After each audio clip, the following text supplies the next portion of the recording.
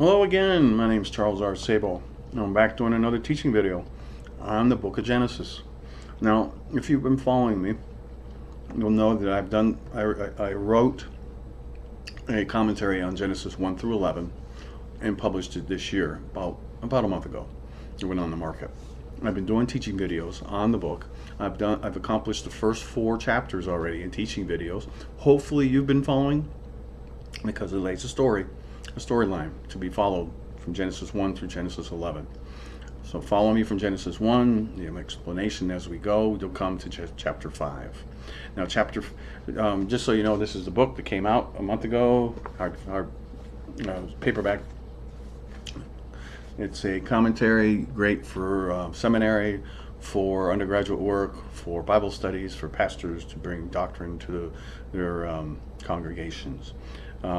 Anyway, we're going to go into chapter 5 today, and chapter 5 is the genealogy up from the time of Adam all the way up to the sons of Noah. So, great chapter. I'll give a brief introduction, and hopefully you'll learn something from this, because I will give you a significant prophecy or significant why these people in Genesis 5 are so important, because they're listed and named elsewhere in the Bible and tell a story. So you need to understand, for the most part, who these people are in Genesis 5, right?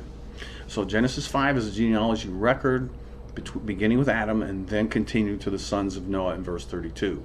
Though it can be monotonous to read this chapter over, it can become helpful in understanding future theological positions pertaining to certain persons in future chapters of the Bible. Now, I will provide references to each person mentioned to better give their significance in future biblical texts.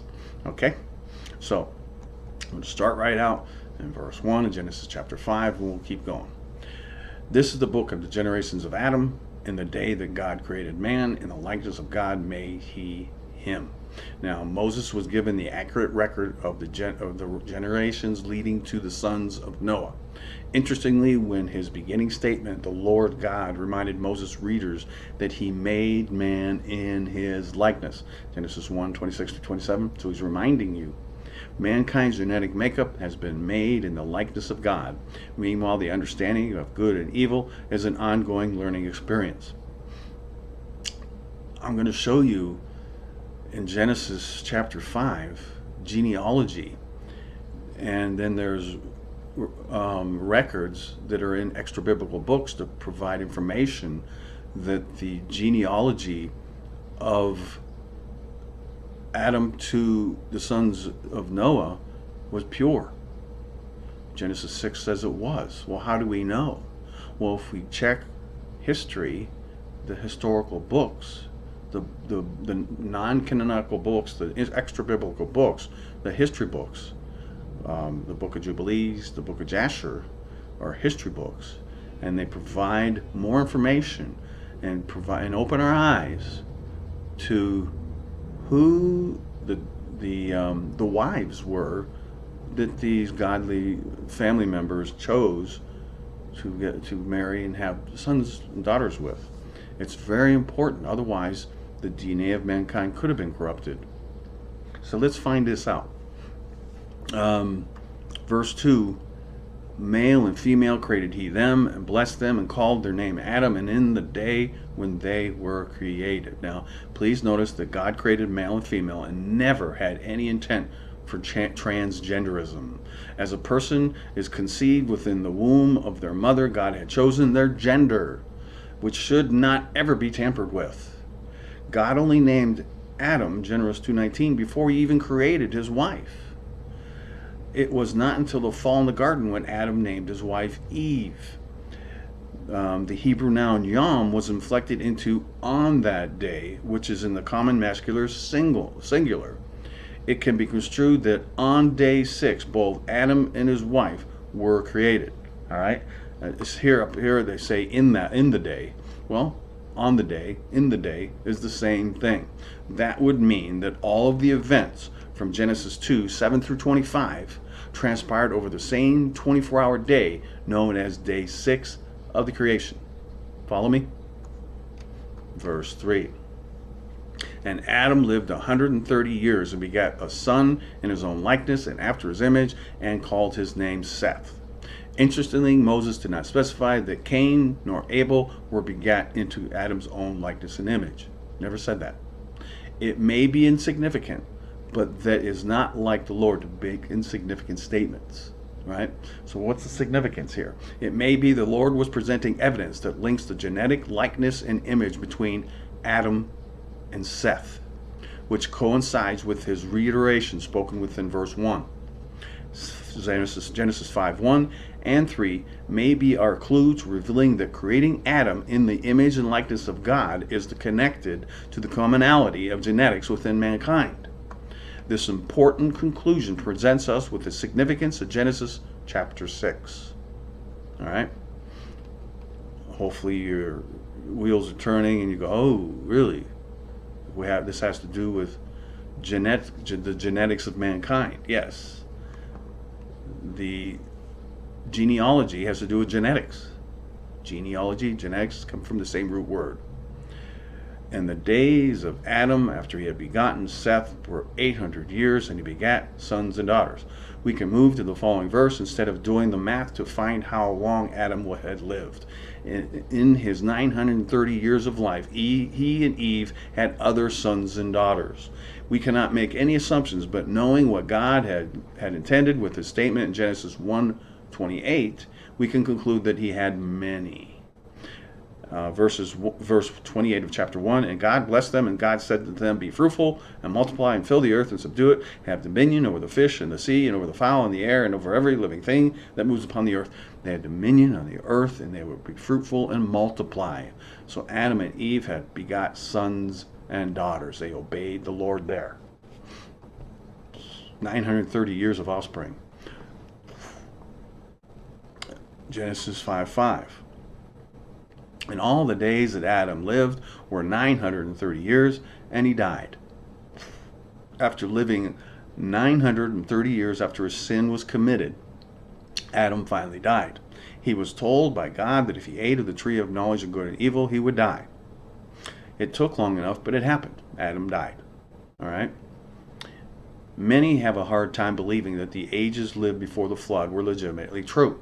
Theory has been speculated that the water canopy above the firmament may have blocked the harmful ultraviolet rays from the sun, which would have caused life to endure for longer periods of time. If you don't know what the water canopy is, it was just as much water stored above the Earth's atmosphere as was on the Earth, equal amounts. So this canopy around the Earth, held above the Earth's atmosphere, blocked the rays of the sun, giving less intense radiation, causing people to live longer. Legitimately, that has to have happened because the Bible says that there was a canopy up there. Water was up there. You don't believe it? Go to my Genesis chapter 1 video. In addition, secular scientists have concluded that the concentrated oxygen levels left behind in air bubbles inside fossilized rock were approximately double than that of our modern day atmosphere. If that were so, life on Earth pre-flood would be prone to live extremely long periods of time, including the lizards, which grew into big lizards, which are the dinosaur fossils that we have. Having less ultraviolet radiation and twice the oxygen would cause life to live centuries beyond that of today. And lizards never stop growing as long as they live.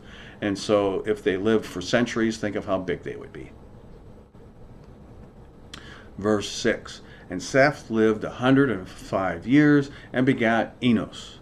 If Adam lived 130 years before begetting Seth, and Seth lived 105 years before begetting Enos, then the creation was 235 years old when Enos was born. It is obvious to see that the ages of men over a century old were able to beget children before the flood of Noah. Please refer to a diagram on page Roman numeral 11 in order to see the men who lived, overlapped, and knew their older relatives. The book of Jubilees indicates that Seth took his sister named Azurah to be his wife and mother of his children. The book of Jubilees, right? The book of Jubilees was a protected book. I think it was 16 copies of the book of Jubilees was in the Dead Sea Scrolls, along with the rest of the important Bible texts like Isaiah and Isaiah and Hosea and Genesis and all that. The Book of Jubilees is right there, 16 copies of it. So it was a very, very much respected text. Verse 7. And Seth lived after he begat Enos 807 years and begot sons and daughters. By the way, the Book of Jubilees can be construed into be nothing but a history book. The purpose of the historical count of the generations was to disclose the accurate ages of the offspring of Adam and Eve. This was in order to confirm the genealogy of Messiah, as well as provide mankind a legitimate account of time from creation to Messiah. So if we can confirm that the genealogy of Messiah was pure, that's the goal of chapter 5. Was the genealogy of Messiah pure? And was the genealogy of Messiah consistently there all the way to his birth? Can it be proved? This is the second time that Moses disclosed the additional years after the disclosed birth and the other sons and daughters were birthed. The planet was being populated quickly as the offspring grew into fathers and mothers of more fathers and mothers. Through multiplicity, the earth's population was growing at an extreme rate. Verse 8. And all the days of Seth were 912 years, and he died.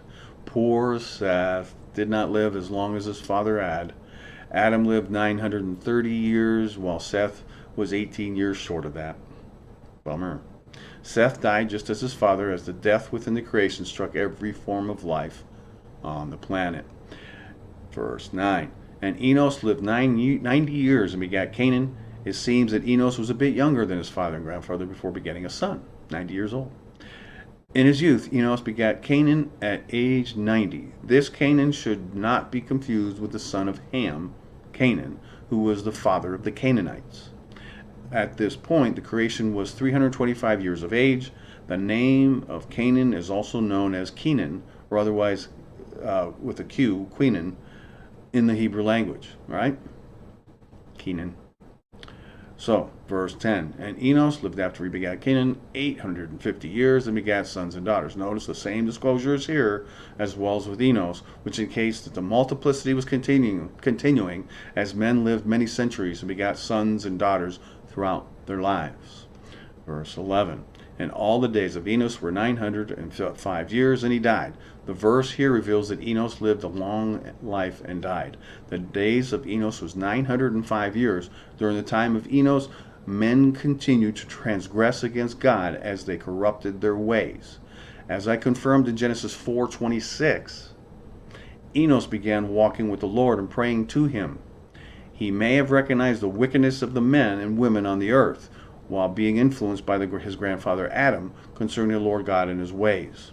Now, in the book of Jasher and the book of Jubilees, it confirms what the Targum and Onkelos, the original Hebrew writing of the text, the one that the Targum and Onkelos is the original Hebrew text most respected in Israel. The Targum and Onkelos interprets Genesis 4:26 correctly, and the book of Jasher and book of Jubilees confirms that it is. Book of Jasher, chapter 2, verses 3 and 9, I'm going to read to you. And it was in the days of Enosh that the sons of men continued to rebel and transgress against God, to increase the anger of the Lord against the sons of men. Verse 9, and when men continued to rebel and transgress against God, to corrupt their ways, that the earth also became corrupt. We're leading into Genesis 6, aren't we? Where the earth was corrupted, right? And that's the next chapter. We'll look at what's happening here. Now, there are, if you go to chapter 4, I explain the doctrine of Augustine and Jerome and all the other Roman Catholics that changed the Word of God because they disagreed with the theology of Genesis 6. So they changed it. They went in and corrupted what the Word of God says in Genesis 4:26, and they come up with their sons of Seth heresy. Now, Genesis 4:26 is correctly interpreted into the English from the Targum and Onkelos. It says, then men began to transgress against the Lord, instead of then men began to pray to the Lord. They changed one word and totally changed the meaning of it, thus creating their own religion called the Sons of Seth religion, because you certainly aren't following the ways of God when you believe in the sons of Seth. And if you don't believe in the sons of Seth, if you don't understand what I'm talking about, go to my chapter 4 video, verse 12. And Canaan lived 70 years and begat Mahalaleel. In Canaan's youth of 70 years old, he begat his son Mahalaleel. At this point, the creation was 395 years of age, which means Adam was 395 years old at this time.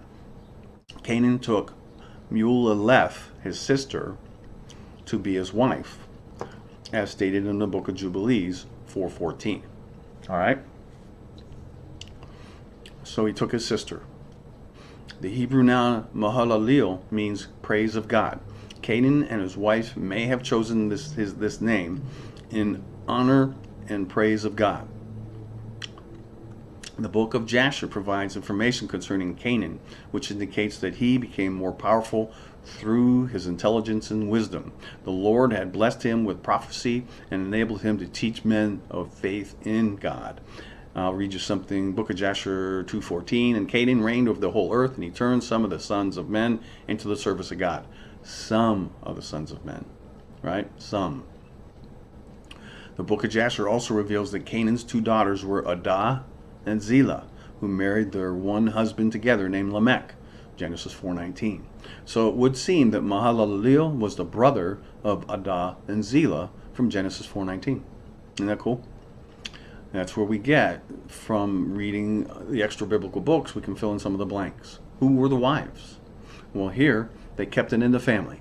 Adah and Zillah was Mahalaleel's brother, and so as you see, the Adah and Zillah were of pure DNA when they ended up being, it was a son of Canaan, but still kept his DNA pure. But the thing is we're reading about they were intermarrying. It leads into more here. We'll go into verse 13. And Canaan lived after he begat Mahalaleel 840 years, and he begat sons and daughters. In the case with Canaan, the book of Jasher discloses that Canaan had 3 sons and 2 daughters, Adah and Zillah. Book of Jasher 2:16 says, and these are the names of the children of Canaan. The name of the firstborn was Mahalaleel, the second Enan, and the third Mered, and their sisters were Adah and Zillah. These are the 5 children of Canaan who were born to him. So Adah and Zillah of Genesis 4:19. They were sisters of their older brother Mahalaleel. Verse 14. And all the days of Canaan were 910 years, and he died. Canaan lived 5 years longer than his father Enos. Like all other life on the planet, he eventually died. From what the book of Jasher had disclosed, the earth's first ruler had died on this day. Right? Now, 5:15. And Mahalaleel lived 65 years and begat Jared. At this point, the creation was 460 years of age, which means Adam was 460 years old at this time. Now, Mahalaleel became a father at age 65 years young.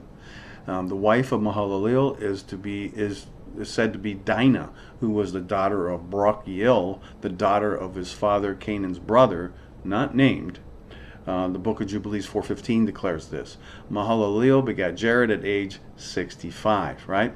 So basically, Mahalaleel's wife, Dinah, was his second cousin, right? He married his second cousin. Pure DNA still, because it's within their family bloodline, right? The name Jared comes from the Hebrew noun Yared, which is defined as descent. The book of Jubilees indicates that Jared was given this name because in his days the angels of the Lord descended on the earth. Those who are named the Watchers, they should instruct the children of men what they should do. Now this should be in quotes, so I missed my other side of the quote here. Sorry about that. I need to fix that. That's Book of Jubilees 4:15, section C of that verse. Speculating, I would conclude that the Lord God sent his angels to watch over the creation and to advise men of the rebellion and transgression against him. If it had been since the birth of Enos, which was 235 years into the creation, that this rebellion and transgression as God had begun. It had been, all right? So 235 years of transgression, and God had sent the angels during the time of Jared to advise them. I believe that the 100 watchers that were sent down to marry the children of men, daughters of men, and they begat giants, that they sent them down, they snuck them in with the good angels. And so here you have good angels and bad angels. The bad angels are doing nasty things. Good angels are trying to instruct them. Here they are, competition. People are, well, but this angel said this and did this and took my wife from me. So that they're causing controversy with the good angels being sent down. The good angels are being falsely accused. All right, verse 16. And Mahalalel lived after he begat Jared 830 years and begat sons and daughters. It should be assumed that there were other sons and daughters of Mahalalel other than Jared, since he lived another 830 years. We can find that Jared had a brother who begat a daughter, Danel, who birthed a daughter, Edna, who became the wife of Jared's son, Enoch. And we'll find that a little bit later here when they mention Enoch's wife. Verse 17, and all the days of Mahalalel were 895 years, and he died. Now, Mahalalel lived only 895 years, which seemed to be cut short compared to his father's. The most important fact is that he had died just like all the other life in the creation. Right? Verse 18, and Jared lived 162 years, and he begat Enoch. At this point, the creation was 622 years of age, which means Adam was 620 years old, 22 years old at this time. Now, Jared was 162 years young when he begat Enoch. Now, this Enoch should not be confused with Enoch, the son of Cain, Genesis 4:17. The wife of Jared was named Barakah, the daughter of Rasujah, a daughter of his father Mahalalel's brother, right? So, think about it. It was a second cousin that Barakah was a second cousin of Jared in the family bloodline, wasn't it? Pure bloodline, pure DNA. And we can only find this out if we follow what Genesis says and get the extra biblical books and find that this is in there. The pure DNA is being conveyed here. It's pure DNA because they're intermarrying within the family because God has not yet commanded that you can't. And so they do to protect the image bearers from corruption. Enoch has several extra biblical writings about him as well by him. This is a sensitive topic since the book of Enoch has been tampered with. If all that we take from the book of Enoch is that Enoch walked with God, warned the angels of God of their sin, and that the angels of God has sinned a great sin, we can look at his writings as additional verbal exchanges that help us understand such a horrific time on the earth. So we can understand the book of Enoch and what it's saying because it coincides with what the Bible's saying, right? And there's other horrific things being declared in there, but there's some terrible things that seem impossible. The height of the giants and so forth being so high and all that. It's just there's certain things that seem a bit corrupted, so that make people disbelieve, which would be the case with the Roman Catholic Church. They want to corrupt it. So I'm sure that they took the book of Enoch, which was confirming about the giants, and they corrupted it so that we wouldn't have it as our we wouldn't have it as canonized scripture, because they took words and corrupted those words, and then all of a sudden now we can't use it. And so the Roman Catholicism succeeded, didn't they? The evilness that they had. Believe me, Augustine and Jerome did more harm to the church than they ever did good. Hebrews 11:5 says, by faith Enoch was translated that he should not see death, and was not found because God had translated him, because before his translation he had his testimony that he pleased God. We can understand by reading Hebrews 11:5 that Enoch had written a testimony. The book of Enoch was found with the sacred texts of the Dead Sea Scrolls, along with the book of Jubilees, wasn't it? And possibly the book of Jasher, but that's not disclosed anywhere, which were hidden by the Essenes of the 3rd century BC. Everything found in the Dead Sea Scrolls were hidden by the Essenes from Antiochus, the 4th Epiphanes, and the Seleucids. They were hiding this because they were rolling into Jerusalem and destroying things. So they hid the sacred texts in the Dead Sea caves. All right. Because the book of Enoch was being protected by the Essenes, it indicates that it was considered a sacred text that was brought to Noah's ark at the time of the flood. If it wasn't true, if it wasn't a sacred text, then it wouldn't have been in the caves that the Essenes was protecting. And if it was talking about events before the flood, then it must have been brought on the ark. All this is if-then, logic. The half-brother Jude of the Lord Jesus had quoted the book of Enoch in his epistle to the church. So at the time of Jesus, at the time of his half-brother Jude, the book of Enoch had not yet been corrupted. So it was quoted from by an apostle. Below is the quote, which comes directly from Enoch, Book 1, The Watchers, chapter 1, verse 9. Jude 1, 14 and 15 says, And Enoch also, the 7th from Adam, prophesied of these, saying, here it is, Behold, the Lord comes with 10,000s of his saints to execute judgment upon all, and to convince all that are ungodly among them of all their ungodly deeds which they have ungodly committed, and all their hard speeches which ungodly sinners have spoken against him. Direct quote from Enoch in the book of Enoch. So, if the apostle Jude quoted him during this time, it means it had not yet been corrupted. So what happened? Why is it corrupted now that we can't have it in our scriptures? Because it confirmed the terrible thing. It confirmed the doctrine of the sons of God mating with the daughters of men, causing giants, the hybrids, to walk the earth, to the whole doctrine of corrupting the DNA of mankind. And so this didn't, Augustine and Jerome just didn't like it, didn't agree with it, so we better start changing things. Otherwise, the whole world's going to start believing this. How evil. It's satanic. The book of Jubilees indicates some interesting accomplishments of Enoch within Jubilees 4:17 through 20, and I'll read those. He was the first among men that are born on earth who learnt writing and knowledge and wisdom. He wrote down the signs of heaven according to the order of their months in a book, that men might know the seasons of the years according to the order of their separate months. This is all what Enoch did. He was the first to write a testimony, and he testified to the sons of men among the generations of the earth, the book of Enoch.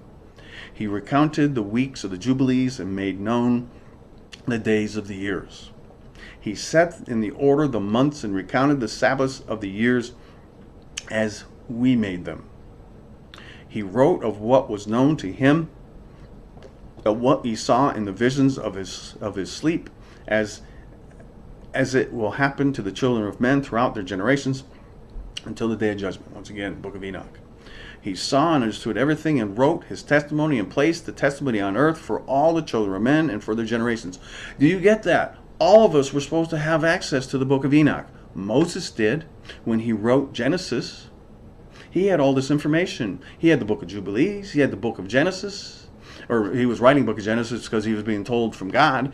He had the book of Jasher, and he had the book of Enoch. So he had all this information, all this history.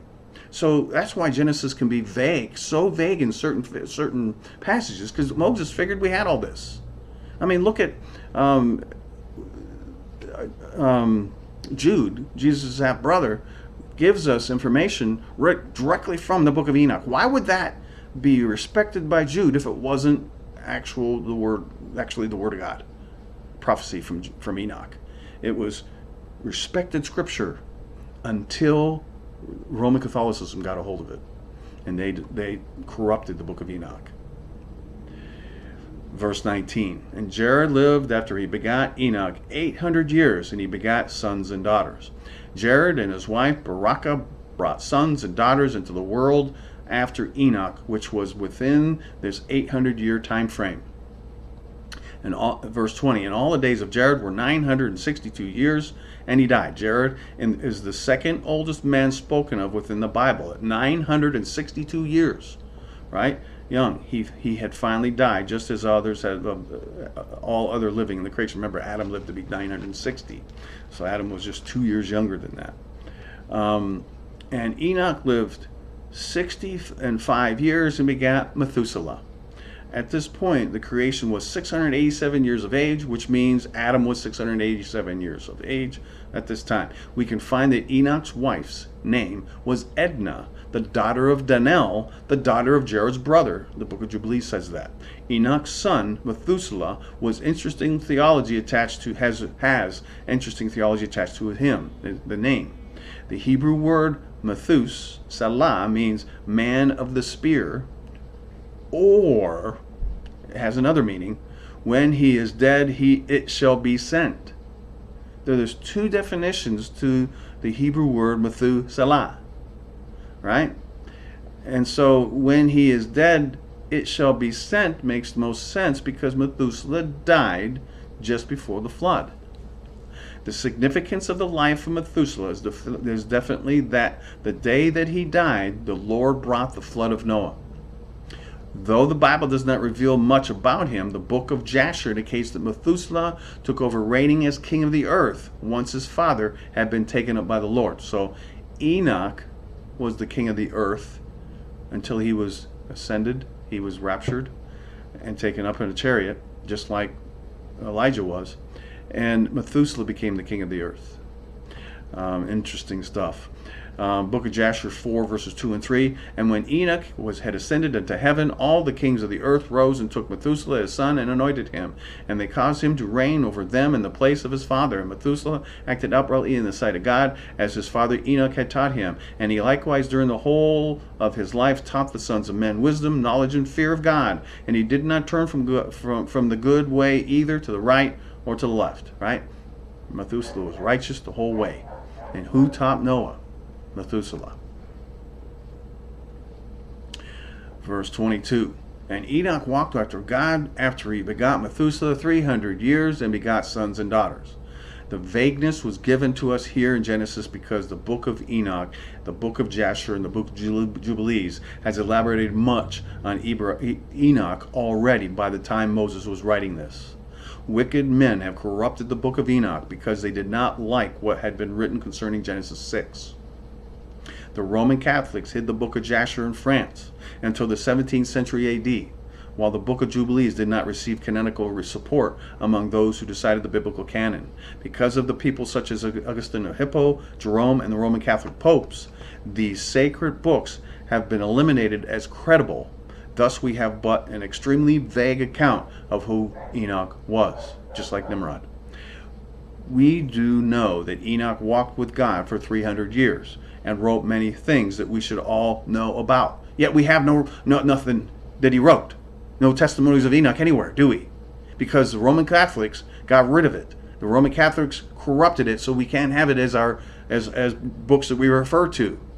It's such heresy that the church is, stay away from us, book of Enoch, stay away from us, book of Jasher and book of Jubilees. We don't need that. And that's all due to Roman Catholicism. Yes, I am anti-Roman Catholic to a certain point. There are Christians in the Roman Catholic Church, as the book of Revelation says. But they have done more evil to the world than good. If you are interested in what I have to say about Roman Catholicism, go to the book of Revelation of Jesus Christ, a Bible commentary, and you'll see God's judgment on Roman Catholicism. The known sons and daughters of Enoch can only be found within the book of Jasher.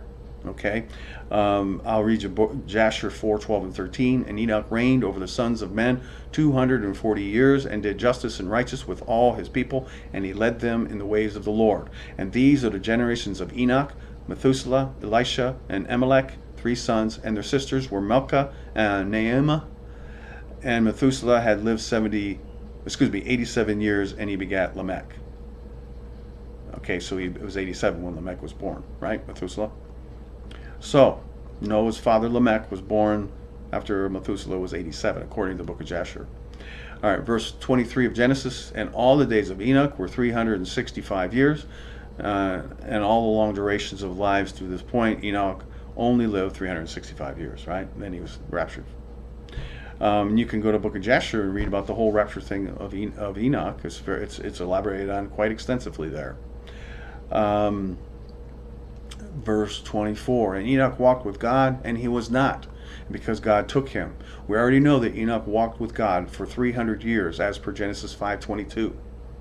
I'm going to read you Hebrews 11:5. By faith, Enoch was translated, that he should not see death, and was not found, because God had translated him. Before his translation, he had his testimony, the book of Enoch, that he pleased God. Where's this testimony? Roman Catholicism got rid of it. Well, at least it's not respected anymore by the church because they corrupted it. And in the book of Jasher, there were dedicated to Enoch the content of 38 verses elaborating on his rule and reign over the earth. The details of his ascension into heaven, interestingly, is disclosed that Enoch ascended into heaven in the same manner as the prophet Elijah had in 2 Kings 2:1-18. Enoch lived a short life on earth because God took him. And I gave you the book of Jasher, verse 36 of chapter 4. And when the kings returned, they caused the census to be taken in order to know the number of remaining men that went with Enoch. And it was up to the seventh day that Enoch ascended into heaven in a whirlwind with horses and chariots of fire. So he ascended just like Elijah did. Isn't that amazing that God would do it the same way? He took two men up in chariots of fire, horses and chariots of fire. He didn't just do Elijah, strangely enough, he just took Elijah that way. No, he took Enoch that way too. And Methuselah, so Enoch and Elijah both have never died. Isn't that interesting? Some believe that they're the two witnesses, but I have confirmed that the two witnesses are Moses and Elijah. Enoch is not one of the two witnesses. He's not. And if you don't understand that, book of Revelation of Jesus Christ, chapter 11. Verse 25. And Methuselah lived in 187 years and begat Lamech. At this point, the creation was 874 years of age, which means Adam was 874 years old at this time. When deciding which one to believe, we should believe the Holy Spirit inspired text within this verse, rather than the written history within the book of Jasher. Obviously, typo errors can be found in the book of Jasher, such as the number of years before Methuselah begat Lamech. Jasher 4:13 says Methuselah lived 87 years and he begat Lamech, while here Moses wrote Methuselah lived 187 years and begat Lamech. This Lamech should not be confused with Lamech, who was the great-great-grandson of Enoch, son of Cain, right? Who married Ada and Nila, or gosh, I can't remember their names now. I'm making a fool of myself. What was their name? Ada and Canaan. Ada and Zillah, right? Dummy. All right, where was I now? All right.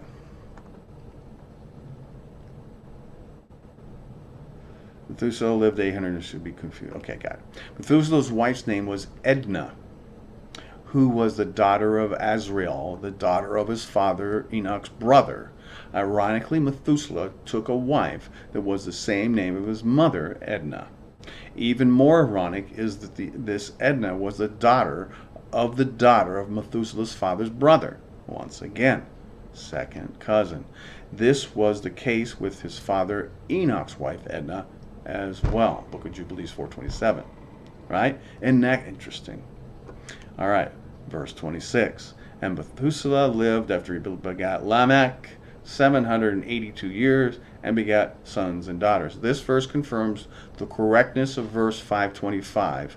If we add 187 plus 782, we have a total of 969 years, which is the correct age that Methuselah died. At the time of the flood counts down, it would seem that other sons and daughters of Methuselah were to live a shortened life, as Lamech himself had. Book of Jasher 5:5 says, "And all who followed the Lord died in those days before they saw the evil which God declared to do upon the earth." So, other than Noah, his wife, and the 3 sons and their wives, all of the other righteous people died before the flood. Died before the flood. All right, per the book of Jasher 5:5. Verse 27, and all the days of Methuselah were 969 years, and he died. Methuselah was the oldest person to live in recorded history. I cannot imagine living a century, so just short of a millennium just seems unimaginable.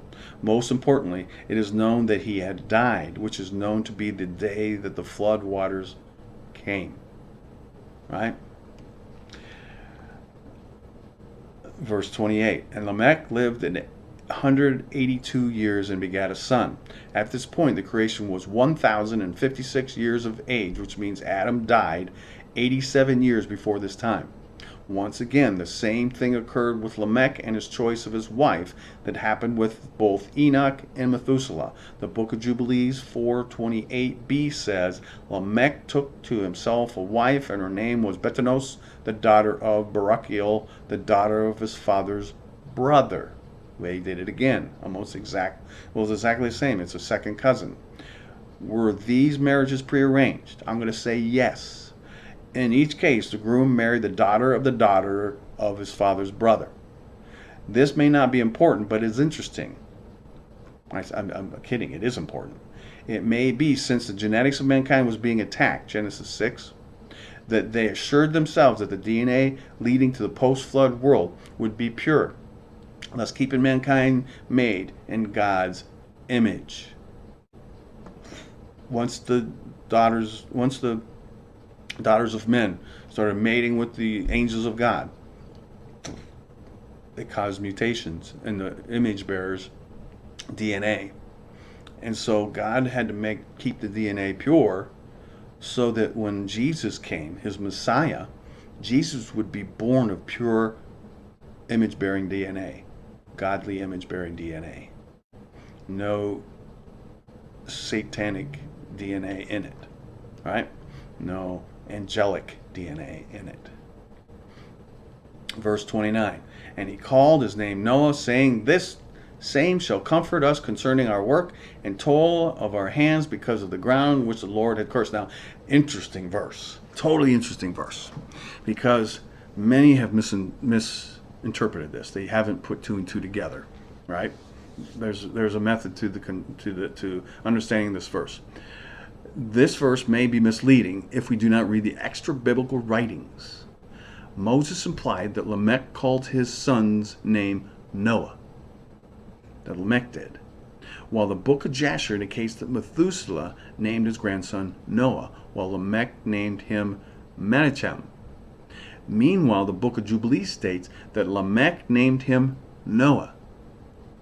I know that what Moses said has to be true, but Lamech may have honored his father's wishes after they had made their statements. Right? Look at this. Follow this. The Hebrew noun Noah is defined as rest, while the Hebrew noun Menachem is defined as comforter. Follow me. Notice in Genesis 5:29, Lamech called his son's name Noah and then said, This same shall comfort us concerning our work and toil of our hands, because of the ground which the Lord had cursed. Watch this. In the book of Jubilees it says, he called his name Noah, saying, This one will comfort me for my trouble and all my work and for the ground. The book of Jubilees confirms what the Bible says, but the book of Jasher has a very enlightening statement. Watch the book of Jasher again. Book of Jasher 4:14 says, And Methuselah called his name Noah, saying, The earth was in his days at rest and free from corruption. And Lamech his father called his name Menachem, saying, This one shall comfort us in our works and miserable toil in the earth, which God had cursed. Now, I have already stated that the Hebrew noun Noah is defined as rest, while the Hebrew noun Menachem is defined as comforter. Notice the Methuselah statement matches the definition of Noah. The earth was in his days at rest and free from corruption.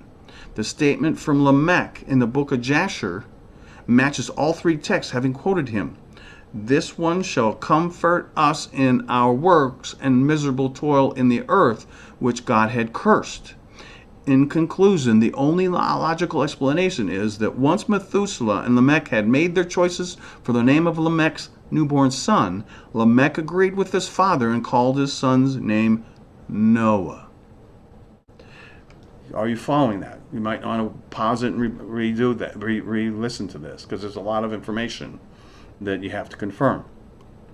The real quote is this, being Noah, same shall comfort us concerning our work and toil of the hands. All right, comfort. What does Noah mean? Menachem means comfort, not Noah, right? All right?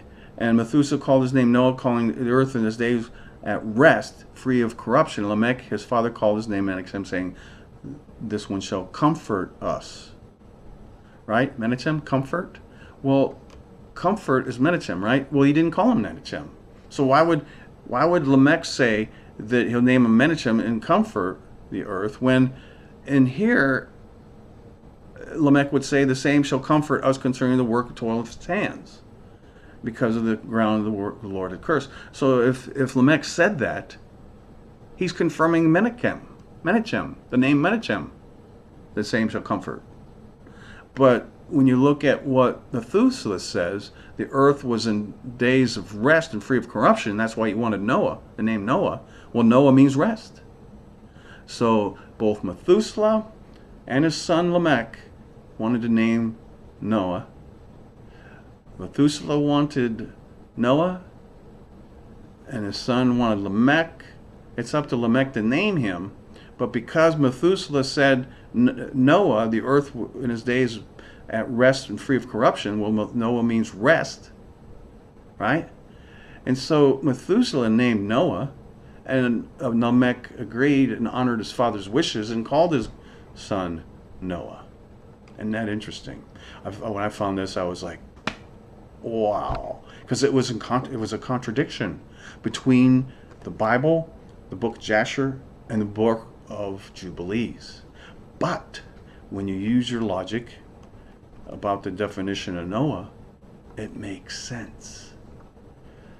It's underlying. It's an underlying issue you have to understand. You have two people and their son, Noah, right? Father and son saying, what are we going to name him? Oh, I say Noah. I say I need Menachem. Menachem because of this, Noah because of this. Well, he ended up being called Noah, and Noah means rest, which is what Methuselah wanted, right? It's amazing. Amazing. Verse 30. And Lamech lived after he begot Noah 595 years and begat sons and daughters. Though it says that Lamech lived 595 years after he begot Noah, there were no records mentioning names of brothers and sisters of Noah. If they did exist, they would have died before or in the flood. The righteous all died before the flood of Noah, while the wicked were drowned in the flood. Right? Book of Jasher 5, verse 6. And after the lapse of many years, in the 480th year of the life of Noah, when all those men who followed the Lord had died away from amongst the sons of men, and only Methuselah was left, God said unto Noah and Methuselah, saying, well, there's more to it, but I just wanted to show you that all the righteous of the earth had died within 20 years before the flood. Verse 31. And all the days of Lamech were 777 years, and he died. From doing the math, since Methuselah lived 782 years after he begat Lamech, and Lamech lived 777 years, Lamech died 5 years before the flood, as well as 5 years before his father, Methuselah. Right? And Noah was 500 years old, and Noah begat Shem, Ham, and Japheth. Here's some more interesting information. Oh boy. At this point in time, the creation was 1,556 years of age. Methuselah was 869 years old, which means the flood was still 100 years away, right? He was 969 when he died. He was 869 years now, 100 years away. Methuselah was 187 years old when Lamech was born. Then Lamech was 182 years old when Noah was born, right? 869 years old was Methuselah when Noah begat his first son, Shem. See commentary on Genesis 10:21. Shem is the oldest of the three sons. Notice that it's listed first here in the genealogy report. And all biblical scripture, all genealogies, the oldest is always listed first. Always. There's no exception. If you think that there is an exception, you are highly deceived. Shem was the oldest.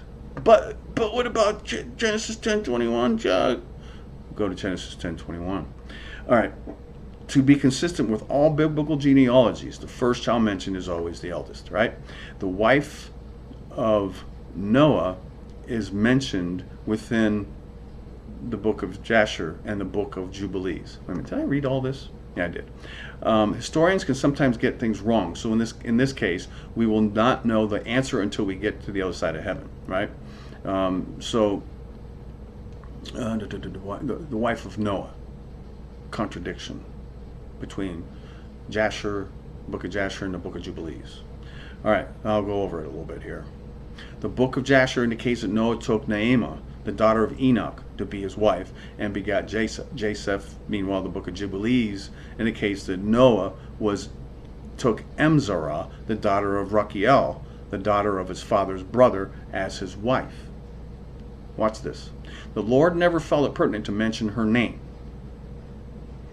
The key point to realize in both cases is the purity of the DNA of mankind was preserved while intermarrying close within the family.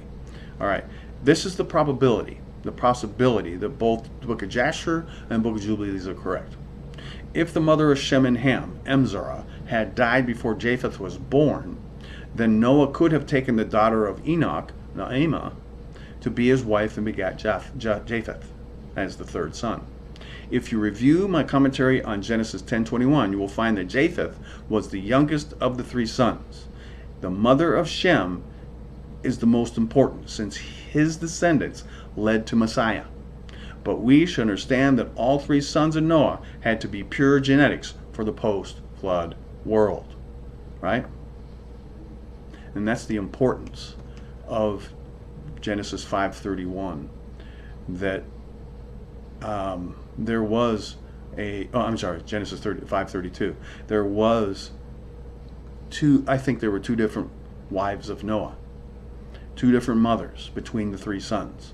It could be. It doesn't confirm. We can't be dogmatic, but what we're seeing here is the book of Jubilees is correct, and we're seeing that the book of Jasher is correct, and so they confirm each other in many cases, except this one case. But if you read Genesis 10:21, you will find, or is it Genesis 10:21, or is it, yeah. Let's see, the book of Jubilees indicates Noah took Emzarah, the daughter of Rachiel, and the daughter of father's brother's wife. And I believe it says that he had Japheth from that daughter, right? And so they took Naamah. The book of Jasher says he took Naamah, taken the daughter of Naamah. Okay. The book of Jasher is indicating that Naamah was the mother of Japheth, and doesn't say anything really about the mother of. And I'm going by recollection. I'd be wrong, but the reason why I put it in here is they both confirm that there were two. They confirm two different names of the mothers, but they never go and say it's mother of all three sons. They just name specific sons, or doesn't name any sons. He took his wife and had sons. So that's my research on that. That there could be two different mothers of the sons of Noah. Can't be dogmatic. It's just the book of Jasher and the book of Jubilees has two different wives of Noah. And so if you put them together, you know Shem was firstborn, Japheth was lastborn. If that third born was of that second wife, it would make sense because she was named separately. So anyway, interesting stuff. So here you have the genealogy up to the sons of Noah, right? And it's mostly giving you messianic genealogy here because they're all going to lead to the Messiah. So the key point of Genesis 5 is to notice that if you confirm it with the other extra biblical books, the purity of the DNA leading to the flood is there. We just have to research it. The purity is there. The Roman Catholics of the 2nd, 3rd, and 4th century did not like the doctrine of the giants coming from the angels of God mating with the daughters of men. So they changed the Bible, verse 21 of or 26 of chapter 4 of the Genesis. They changed the book of Enoch to make it non-credible. Therefore, you've got non-credible Enoch, controversial Genesis 4:26, I think it's 26. So they come up with this sort of heresy doctrinal sons of Seth, so that you would and have many people that just kind of walk around blind. Oh, but this theologian said this, so I believe him. Well, do your work, your homework, and study it. I mean, if you can't see that this was a DNA corruption, that the angels of God came down, and then the 100 satanic angels mingled with them and ended up doing abominations while the good angels were trying to do good work, and all of a sudden the earth became corrupted, and that brought the flood, then, I mean, it makes the most sense rather than this ridiculous sons of Cain thing, sons of Seth thing. It's just so ridiculous. But anyway, I hope you enjoyed this. Chapter 6 is next, which is the flood and reason for the flood and how the ark was built and so forth. So it's an interesting chapter.